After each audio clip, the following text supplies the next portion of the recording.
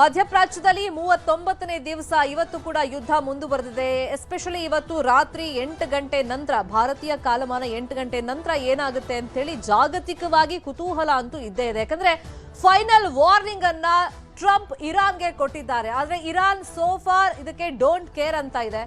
ಹಾಗಾದ್ರೆ ಅಮೆರಿಕ ಹೇಳದಂಗೆ 8 ಗಂಟೆ ನಂತರ ಭೀಕರ ದಾಳಿಯನ್ನ ಮಾಡುತ್ತಾ ಅನ್ನುವಂತ ಒಂದು ಕುತೂಹಲ ಇದ್ದೇ ಇದೆ. ಮಧ್ಯಪ್ರಾಚ್ಯದಲ್ಲಿ 39ನೇ ದಿನದ ಯುದ್ಧ ಮುಂದುವರೆದಿದೆ. ಇರಾನ್ಗೆ ಟ್ರಂಪ್ ಫೈನಲ್ ವಾರ್ನಿಂಗ್ ಅನ್ನ ಕೊಟ್ಟಿದ್ದಾರೆ. ಇವತ್ತು ರಾತ್ರಿ 8 ಗಂಟೆವರೆಗೆ ಡೆಡ್ ಲೈನ್ ಅಂತ ಹೇಳಿದ್ದಾರೆ. ಅಲ್ಲಿವರೆಗೆ ಅವಕಾಶ ಇರುತ್ತೆ. ಒಂದು ವೇಳೆ ಅಷ್ಟೊತ್ತಿಗೆ ಇರಾನ್ ಬಗದೇ ಇದ್ರೆ ಮುಂದೆ ಭೀಕರ ರೀತಿಯಲ್ಲಿ ದಾಳಿಯನ್ನ ಮಾಡಬೇಕಾಗುತ್ತೆ. ಮೂಲ ಸೌಕರ್ಯಗಳ ಮೇಲೆ ಅಟ್ಯಾಕ್ ಮಾಡಬೇಕಾಗುತ್ತೆ. ಸೇತುವೆಗಳನ್ನ ಟಾರ್ಗೆಟ್ ಮಾಡಬೇಕಾಗುತ್ತೆ. ವಿದ್ಯುತ್ ಸ್ಥಾವರಗಳನ್ನ ಟಾರ್ಗೆಟ್ ಮಾಡಬೇಕಾಗುತ್ತೆ. 8 ಗಂಟೆ ನಂತರ ಆ ಸಮಯ ಮೀರ್ ಹೋದ್ಮೇಲೆ ಅಕಸ್ಮಾತ್ ತಲೆಬಾಗಿದ್ರೆ ಅವಾಗ ಅದಕ್ಕೆ ನಾವು ವಿನಾಯಿತಿಯನ್ನ ಕೊಡೋಕ್ಕಾಗಲ್ಲ ಅಂತಾನೂ ಕೂಡ ಟ್ರಂಪ್ ಹೇಳಿದ್ದಾರೆ. ಒಪ್ಪಂದಕ್ಕೆ ಬರದೇ ಇದ್ರೆ ಸರ್ವನಾಶದ ಎಚ್ಚರಿಕೆಯನ್ನ ಕೊಟ್ಟಿದ್ದಾರೆ. ಇರಾನ್ ಅನ್ನ ಸಂಪೂರ್ಣ ನಾಶ ಮಾಡಬೇಕಾಗುತ್ತೆ ಅನ್ನೋ ಎಚ್ಚರಿಕೆಯನ್ನ ಟ್ರಂಪ್ ಕೊಟ್ಟಿದ್ದಾರೆ. ಇದಕ್ಕೆ ಇರಾನ್ ಕೂಡ ತಿರುಗೇಟ್ ಕೊಟ್ಟಿದೆ. ಜನರಲ್ಲಿ ಜಾಗೃತಿ ಮೂಡಿಸುವಂತ ಮೂಲಕ ಎಚ್ಚರಿಕೆ ನೀಡಲಾಗ್ತಾ ಇದೆ. ವಿದ್ಯುತ್ ಘಟಕದ ಬಳಿಯಲ್ಲಿ ಮಾನವ ಸರಪಳಿ ರಚನೆಗೆ ಕರೆಯನ್ನು ನೀಡಲಾಗಿದೆ. ಯುವ ಸಮೂಹಕ್ಕೆ ಇರಾನ್ನ ಅಧಿಕಾರಿಗಳು ಕರೆ ಕೊಟ್ಟಿದ್ದಾರೆ. ಇನ್ನು ಸೇತುವೆಗಳನ್ನು ಟಾರ್ಗೆಟ್ ಮಾಡ್ತೀವಿ ಅಂತ ಹೇಳಿರೋದ್ರಿಂದ ಸೇತುವೆಗಳ ಮೇಲೂ ಕೂಡ ರ್ಯಾಲಿ ನಡೆಸಿ ಅಂತ ಹೇಳಿ ಇರಾನ್ನ ಅಧಿಕಾರಿಗಳು ಸೂಚನೆಯನ್ನ ಕೊಟ್ಟಿದ್ದಾರೆ. ಇನ್ನು Trump warning Iran don't care ಅಂತಿದೆ. ಸೌದಿ ಅರೇಬಿಯಾ ಮೇಲೆ ಇರಾನ್ ಅಟ್ಯಾಕ್ ಮಾಡಿದೆ. ಸೌದಿಯ ಪೆಟ್ರೋಕೆಮಿಕಲ್ ಘಟಕವನ್ನ ಧ್ವಂಸ ಮಾಡಿದೆ. ಜುಬೈಲ್ನಲ್ಲಿರುವಂತಹ ಮೆಟ್ರೋಕೆಮಿಕಲ್ ಘಟಕ ಕ್ಷಿಪಣಿ ಹಾಗೂ ಡ್ರೋನ್ಗಳಿಂದ ಅಟ್ಯಾಕ್ ಅನ್ನ ಮಾಡಲಾಗಿದೆ. ಜುಬೈಲ್ನ ಕೈಗಾರಿಕಾ ಸಂಕೀರ್ಣವು ಜಾಗತಿಕ ಪೆಟ್ರೋಕೆಮಿಕಲ್ ಉತ್ಪಾದನೆಯ ಸರಿಸುಮಾರು 6ರಿಂದ 8% ಉತ್ಪಾದನೆ ಮಾಡುತ್ತೆ. ಇದ್ರ ಮೇಲೆನೆ ಈಗ ಇರಾನ್ ಅಟ್ಯಾಕ್ ಮಾಡಿದೆ. ಸೌದಿ ಅರೇಬಿಯಾದಲ್ಲಿ ಜುಬೈಲ್ನಲ್ಲಿರುವಂತಹ ಪೆಟ್ರೋಕೆಮಿಕಲ್ ಘಟಕದ ಮೇಲೆ ಅದನ್ನ ಧ್ವಂಸ ಮಾಡಿದೆ. ದೃಶ್ಯದಲ್ಲಿ ನೋಡ್ತಾ ಇದ್ದೀವಿ. ಜಾಗತಿಕವಾಗಿ ಸುಮಾರು 6ರಿಂದ 8% ಇಲ್ಲಿಂದನೇ ಉತ್ಪಾದನೆ ಆಗ್ತಾ ಇತ್ತು. ಅದೇ ಘಟಕ ಈಗ ಧ್ವಂಸ ಮಾಡಿದೆ. ಒಂದ್ ಕಡೆ ಇರಾನ್ಗೆ ಟ್ರಂಪ್ ಎಚ್ಚರಿಕೆ ಕೊಡ್ತಾ ಇದ್ದಾಗೆ ಮಧ್ಯಪ್ರಾಚ್ಯದಲ್ಲಿ ಈಗ ತನ್ನ ಸಾಮರ್ಥ್ಯವನ್ನ ಮತ್ತೆ ಇರಾನ್ ಪ್ರದರ್ಶನ ಮಾಡ್ತಾ ಇದೆ. ಇರಾನ್ನ ಅತಿ ದೊಡ್ಡ ಪೆಟ್ರೋಕೆಮಿಕಲ್ ಘಟಕ ಧ್ವಂಸವಾಗಿದೆ. ಅಸಲು ನಲ್ಲಿದೆ ಈ ಪೆಟ್ರೋಕೆಮಿಕಲ್ ಸಂಕೀರ್ಣ ನಾಶವಾಗಿದೆ. ಇಸ್ರೇಲ್ ದಾಳಿಯಲ್ಲಿ ಪೆಟ್ರೋಕೆಮಿಕಲ್ ಘಟಕ ನಾಶವಾಗಿದೆ. 50% ಪೆಟ್ರೋಕೆಮಿಕಲ್ ಇಲ್ಲಿ ಉತ್ಪಾದನೆ ಆಗ್ತಾ ಇತ್ತು. ಮಹ್ ಶಹರ್ ಪೆಟ್ರೋಕೆಮಿಕಲ್ ಘಟಕದ ಮೇಲೂ ಕೂಡ ದಾಳಿಯಾಗಿದೆ.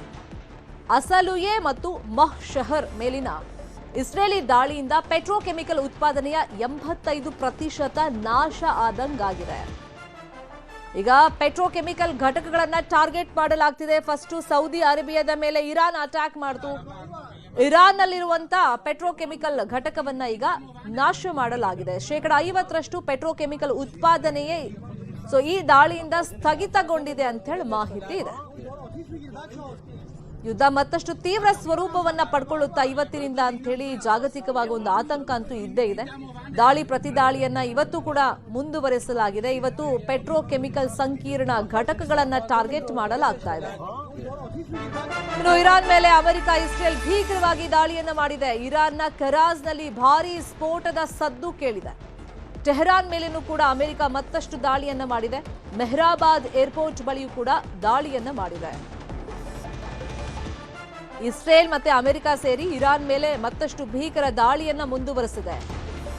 ಕರಾಜ್ನಲ್ಲಿ ಭಾರೀ ಸ್ಫೋಟಗಳ ಸದ್ದಿನಿಂದ ಜನ ಆತಂಕಗೊಂಡಿದ್ದಾರೆ. ಇನ್ನೊಂದು ಕಡೆ ಟೆಹರಾನ್ ಮೇಲೂ ಕೂಡ ಇರಾನ್ ಮತ್ತಷ್ಟು ದಾಳಿಯನ್ನ ಮಾಡ್ತಾ ಇದೆ. ಇನ್ನು ಮೆಹರಾಬಾದ್ ಏರ್ಪೋರ್ಟ್ ಮೇಲೂ ಕೂಡ ದಾಳಿಯನ್ನ ಮಾಡಿದೆ.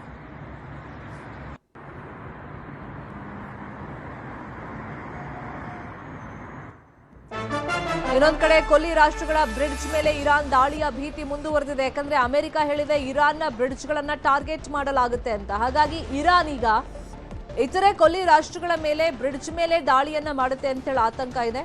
ಸೌದಿ ಟು ಬಹ್ರೇನ್ ಸಂಪರ್ಕಿಸುವಂತ ಸೇತುವೆಯನ್ನ ಬಂದ್ ಮಾಡಲಾಗಿದೆ.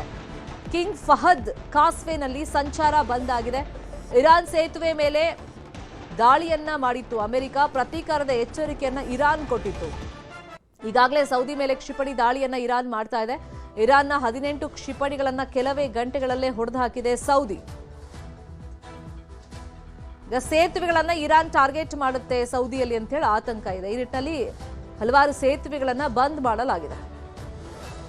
ಇನ್ನು ಇರಾನ್ ಬೆಂಬಲಿತ ಹೆಜ್ಬುಲ್ಲಾಗಳ ಮೇಲೆ ಇಸ್ರೇಲ್ ಅಟ್ಯಾಕ್ ಮಾಡಿದೆ. ಲೆಬನಾನ್ನ ಹಲವು ಗ್ರಾಮಗಳ ಮೇಲೆ ಇಸ್ರೇಲ್ ಅಟ್ಯಾಕ್ ಮಾಡಿದೆ. ಹೆಜ್ಬುಲ್ಲಾಗಳ ಮೂಲ ಸೌಕರ್ಯವನ್ನ ಇರಾನ್ ನಾಶ ಮಾಡಿದೆ. ದಕ್ಷಿಣ ಲೆಬನಾನ್ನಲ್ಲಿ ಇಸ್ರೇಲ್ ಭಯಾನಕ ಅಟ್ಯಾಕ್ ಮಾಡಿದೆ. ದಾಳಿಯ ವಿಡಿಯೋವನ್ನ ಇಸ್ರೇಲ್ ರಿಲೀಸ್ ಮಾಡಿದೆ. ಲೆಬನಾನ್ ಮೇಲೂ ಕೂಡ ಯುದ್ಧ ಆರಂಭ ಆದಾಗಿನಿಂದ ನೋಡ್ತಾ ಇದೀವಿ. ಭೀಕರ ರೀತಿಯಲ್ಲಿ ದಾಳಿ ಮುಂದುವರಿಸಿಕೊಂಡು ಬರಲಾಗ್ತಾ ಇದೆ. ಲೆಬನಾನ್ ಮೇಲೆ ಇಸ್ರೇಲ್ ನಡೆಸಿದಂತ ದಾಳಿಯಲ್ಲಿ 5 ಬಲಿಯಾಗಿದ್ದಾರೆ ಅಂತ ಹೇಳಿ ಮಾಹಿತಿ ಇದೆ. ಇಲ್ಲಿ ಹಲವಾರು ಗ್ರಾಮಗಳ ಮೇಲೂ ಕೂಡ ಅಟ್ಯಾಕ್ ಅನ್ನ ಮಾಡಲಾಗಿದೆ. ಈ ಸಂದರ್ಭದಲ್ಲಿ 5 ಜನ ಮೃತಪಟ್ಟಿದ್ದಾರೆ ಅಂತ ಹೇಳಿ ಮಾಹಿತಿ ಇದೆ. ಹೆಜ್ಬುಲ್ಲಾಗಳ ಮೇಲೆ ಇಸ್ರೇಲ್ ಅಟ್ಯಾಕ್ ಇವತ್ತು ಕೂಡ ಮುಂದುವರೆದಿದೆ. ಇನ್ನು ಲೆಬನಾನ್ನ ಹಲವು ಗ್ರಾಮಗಳ ಮೇಲೆ ದಾಳಿ ಆಗಿದೆ. ಇದರಲ್ಲಿ ಹಲವರು ಮೃತಪಟ್ಟಿದ್ದಾರೆ ಅಂತ ಮಾಹಿತಿ ಇದೆ. ಇರಾನ್ನ ಮತ್ತೊಂದು ಎಚ್ಚರಿಕೆಯನ್ನ ಕೊಟ್ಟಿದೆ ಇರಾನ್ಗೆ ಇಸ್ರೇಲ್. ರೈಲುಗಳಲ್ಲಿ ಸಂಚರಿಸದಂತೆ ಇರಾನ್ ಜನರಿಗೆ ಎಚ್ಚರಿಕೆಯನ್ನ ನೀಡಲಾಗಿದೆ. ರೈಲು ಹಳಿಗಳ ಬಳಿಯೂ ಕೂಡ ಇರದಂತೆ ಸೂಚನೆಯನ್ನ ನೀಡಲಾಗಿದೆ. ಇರಾನ್ನ ರೈಲುಗಳ ಮೇಲೆ ದಾಳಿ ಮಾಡುತ್ತಾ ಹಾಗಾದ್ರೆ ಇಸ್ರೇಲ್ ಏರ್ಪೋರ್ಟ್ ಬಸ್ ನಿಲ್ದಾಣಗಳಲ್ಲೂ ಕೂಡ ದಾಳಿಗೆ ಸಿದ್ಧತೆಗಳಾಗಿದೆ. ಅಂದ್ರೆ ಜನನಿಬಿಡ ಪ್ರದೇಶಗಳು ಏನಿದಾವೆ ಅದ್ರ ಮೇಲೆ ದಾಳಿಗೆ ಈಗ ಇಸ್ರೇಲ್ ಸಿದ್ಧತೆಯನ್ನ ಮಾಡಿಕೊಂಡಿದೆ ಅಂತ ಹೇಳಿ ಮಾಹಿತಿ ಇರೋದ್ರಿಂದ ರೈಲುಗಳ ಮೇಲೆ ದಾಳಿ ಮಾಡುತ್ತಾ ಇಸ್ರೇಲ್ ಅನ್ನೋ ಒಂದು ಆತಂಕದ ಜೊತೆಯಲ್ಲಿ ಏರ್ಪೋರ್ಟ್ ಇರ್ಬೋದು, ಬಸ್ ನಿಲ್ದಾಣ ಇರ್ಬೋದು, ಇಲ್ಲೆಲ್ಲ ದಾಳಿಗೆ ಸಿದ್ಧತೆ ನಡೆಸಿರೋದ್ರಿಂದ ಸೊ ಅಲ್ಲಿ ಜನ ಹೆಚ್ಚು ಸಂಚಾರ ಮಾಡದಂತೆ ಈಗ ಸೂಚನೆಯನ್ನ ನೀಡಲಾಗಿದೆ. ಇರಾನ್ಗೆ ಇಸ್ರೇಲ್ ದೊಡ್ಡ ಮಟ್ಟದಲ್ಲಿ ಮತ್ತೆ ಸೂಚನೆಯನ್ನ ಕೊಟ್ಟಿದೆ. ಜನನಿಬಿಡ ಪ್ರದೇಶಗಳು, ಅದು ರೈಲ್ವೆ ನಿಲ್ದಾಣ ಇರ್ಬೋದು, ಬಸ್ ನಿಲ್ದಾಣ ಇರ್ಬೋದು, ಮತ್ತೆ ವಿಮಾನ ನಿಲ್ದಾಣ, ಸೊ ಇಲ್ಲೆಲ್ಲ ಈಗ ದಾಳಿಯನ್ನ ಇಸ್ರೇಲ್ ಮಾಡುತ್ತಾ ಇರಾನ್ ಮೇಲೆ ಅಂತೇಳಿ ಒಂದು ಕುತೂಹಲ ಇದೆ. ಅದ್ರ ಬಗ್ಗೆ ಈಗ ಆಲ್ರೆಡಿ ಎಚ್ಚರಿಕೆಯನ್ನ ನೀಡಲಾಗಿದೆ.